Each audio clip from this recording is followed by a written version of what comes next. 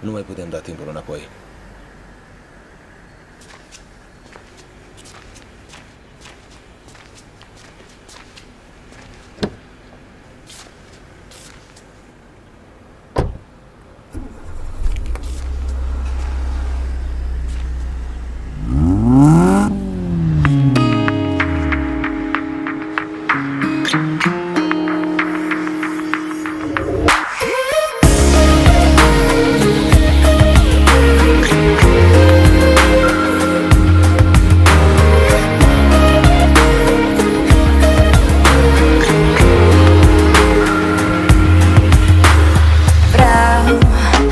Să mă iei mai aproape și vreau să punem vorba de o parte și vreau să fim pentru o secundă doar noi doi.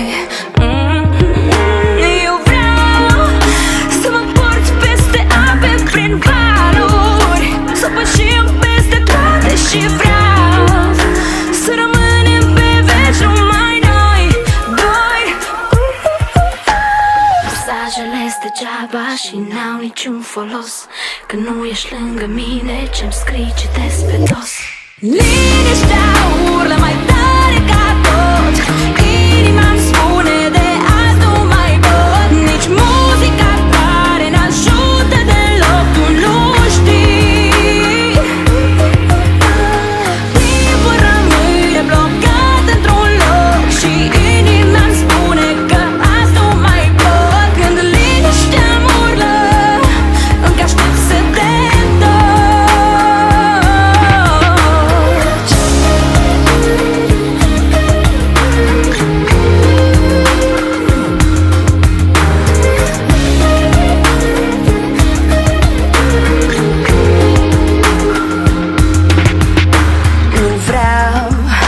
mai dormi iar fără tine, tu știi. Locul tău e lângă mine, nu pot, nu te simt și nu mai vreau să mă mai mint. Doar sper să te văd din nou venind. Vreau să duci clipa mai aproape când tu îmi spui că nimic nu ne desparte și vreau să fim iar o secundă doar noi doi. Liniștea urlă mai tare ca tot, inima-mi spune de azi nu mai pot. Nici muzica tare n-ajută deloc, tu nu știi. Timpul rămâne blocat într-un loc și inima-mi spune că azi nu mai pot. Când liniștea-mi urlă, încă aștept să te întorci.